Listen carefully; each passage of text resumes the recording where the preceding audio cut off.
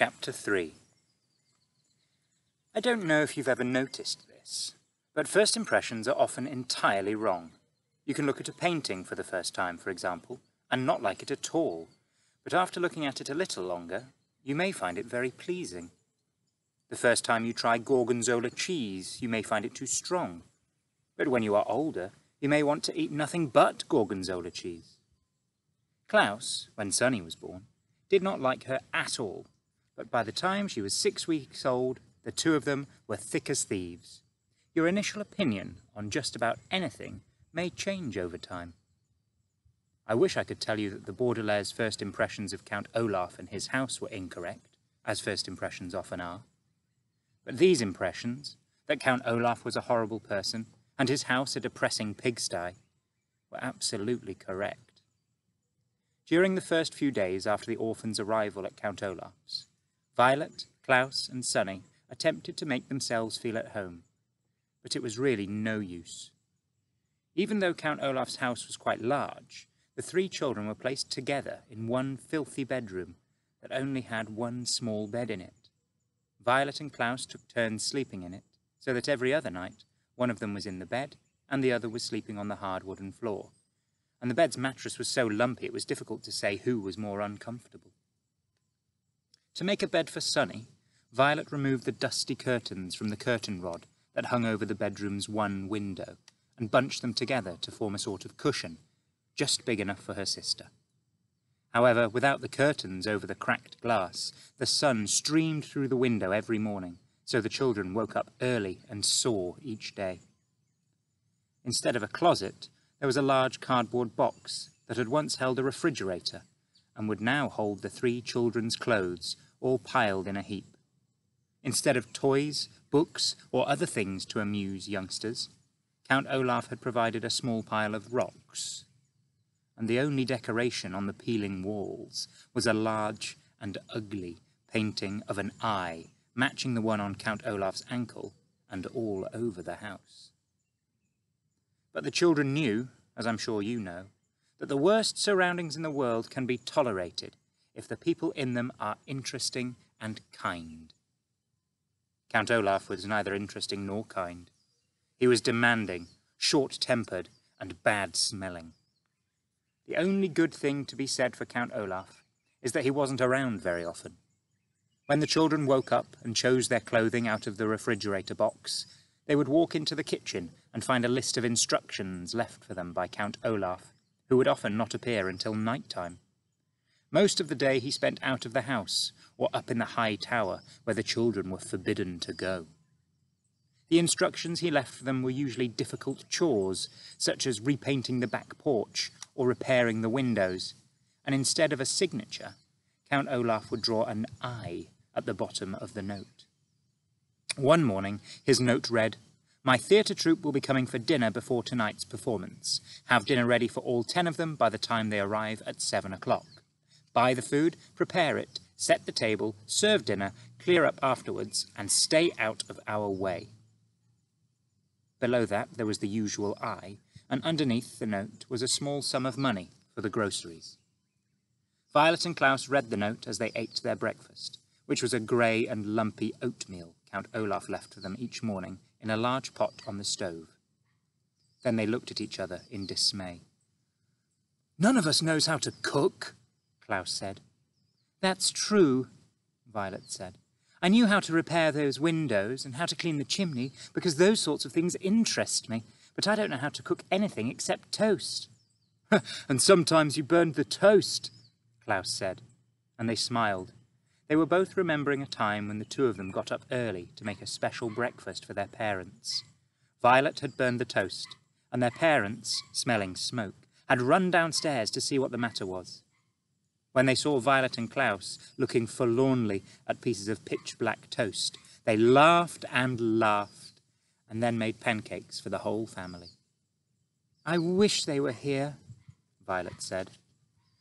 She did not have to explain she was talking about their parents. "They would never let us stay in this dreadful place." "If they were here," Klaus said, his voice rising as he got more and more upset. "We would not be here with Count Olaf in the first place. I hate it here, Violet. I hate this house. I hate our room. I hate having to do all these chores. And I hate Count Olaf." "I hate it too," Violet said, and Klaus looked at his older sister with relief. Sometimes just saying that you hate something and having someone agree with you can make you feel better about a terrible situation. "I hate everything about our lives right now, Klaus," she said, "but we have to keep our chin up." This was an expression the children's father had used, and it meant, try to stay cheerful. "You're right," Klaus said, "but it is very difficult to keep one's chin up when Count Olaf keeps shoving it down." "Duke!" Sunny shrieked, banging on the table with her oatmeal spoon. Violet and Klaus were jerked out of their conversation and looked once again at Count Olaf's note. Perhaps we could find a cookbook and read about how to cook," Klaus said. "It shouldn't be that difficult to make a simple meal." Violet and Klaus spent several minutes opening and shutting Count Olaf's kitchen cupboards, but there weren't any cookbooks to be found. "I can't say I'm surprised," Violet said. "We haven't found any books in this house at all." "I know," Klaus said miserably. "I miss reading very much. We must go out and look for a library sometime soon." "Not today," Violet said. "Today we have to cook for 10 people. At that moment there was a knock on the front door. Violet and Klaus looked at one another nervously. Who in the world would want to visit Count Olaf? Violet wondered out loud. "Maybe somebody wants to visit us," Klaus said, without much hope. In the time since the Baudelaire parents' death, most of the Baudelaire orphans' friends had fallen by the wayside, an expression which here means they stopped calling, writing, and stopping by to see any of the Baudelaires, making them very lonely. You and I, of course, would never do this to any of our grieving acquaintances, but it is a sad truth in life that when someone has lost a loved one, friends sometimes avoid the person, just when the presence of friends is most needed. Violet, Klaus, and Sunny walked slowly to the front door and peered through the peephole, which was in the shape of an eye. They were delighted to see Justice Strauss peering back at them, and opened the door. "Justice Strauss!" Violet cried. "How lovely to see you!" She was about to add, "Do come in," but then she realised that Justice Strauss would probably not want to venture into the dim and dirty room. "Please forgive me for not stopping by sooner," Justice Strauss said, as the Baudelaires stood awkwardly in the doorway. "I wanted to see how you children were settling in, but I had a very difficult case in the High Court, and it was taking up much of my time." "What sort of case was it?" Klaus asked. Having been deprived of reading, he was hungry for new information.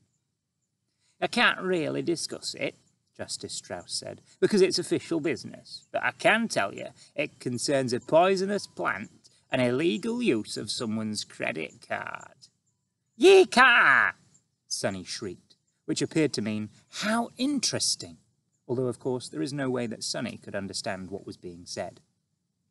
Justice Strauss looked down at Sunny and laughed. "Yee-ka indeed," she said, and reached down to pat the child on the head. Sunny took Justice Strauss's hand and bit it gently. "That means she likes you," Violet explained. "She bites very, very hard if she doesn't like you, or if you want to give her a bath." "I see," Justice Strauss said. "Now then, how are your children getting on? Is there anything you desire?" The children looked at one another, thinking of all the things they desired. Another bed, for example, a proper crib for Sunny, curtains for the window in their room, a closet instead of a cardboard box. But what they desired most of all, of course, was not to be associated with Count Olaf in any way whatsoever. What they desired most was to be with their parents again, in their true home. But that, of course, was impossible. Violet, Klaus, and Sunny all looked down at the floor unhappily as they considered the question. Finally, Klaus spoke. "Could we perhaps borrow a cookbook?" he said. Count Olaf has instructed us to make dinner for his theatre troupe tonight, and we can't find a cookbook in the house." "Goodness," Justice Strauss said. "Cooking dinner for an entire theatre troupe seems like a lot to ask of children." "Count Olaf gives us lots of responsibility," Klaus said. What he wanted to say was, "Count Olaf is an evil man," but he was well-mannered. "Well, why don't you come next door to my house," Justice Strauss said, "and find a cookbook that pleases you?" The youngsters agreed and followed Justice Strauss out the door and over to her well-kept house. She led them through an elegant hallway, smelling of flowers, into an enormous room, and when they saw what was inside, they nearly fainted from delight, Klaus especially. The room was a library, not a public library, but a private library. That is, a large collection of books belonging to Justice Strauss. There were shelves and shelves of them on every wall, from the floor to the ceiling, and separate shelves and shelves of them in the middle of the room. The only place there weren't books was in one corner, where there were some large, comfortable-looking chairs and a wooden table with lamps hanging over them, perfect for reading. Although it was not as big as their parents' library, it was as cosy, and the Baudelaire children were thrilled. "My word," Violet said, "this is a wonderful library." "Thank you very much," Justice Strauss said. "I've been collecting books for years, and I'm very proud of my collection. As long as you keep them in good condition, you're welcome to use any of my books at any time. Now, the cookbooks are over here on the eastern wall. Shall we have a look at them?" "Yes," Violet said, "and then, if you don't mind, I should love to look at any of your books concerning mechanical engineering. Inventing things is a great interest of mine." "And I would like to look at books on wolves," Klaus said. "Recently, I have been fascinated by the subject of wild animals of North America." "Book!" Sonny shrieked, which meant, "Please don't forget to pick out a picture book for me." Justice Strauss smiled. "It is a pleasure to see young people interested in books," she said. "But first I think we'd better find a good recipe, don't you?" The children agreed, and for 30 minutes or so they perused several cookbooks that Justice Strauss recommended. To tell you the truth, the three orphans were so excited to be out of Count Olaf's house and in this pleasant library that they were a little distracted and unable to concentrate on cooking. But finally, Klaus found a dish that sounded delicious and easy to make. "Listen to this," he said. "Puttanesca. It's an Italian sauce for pasta.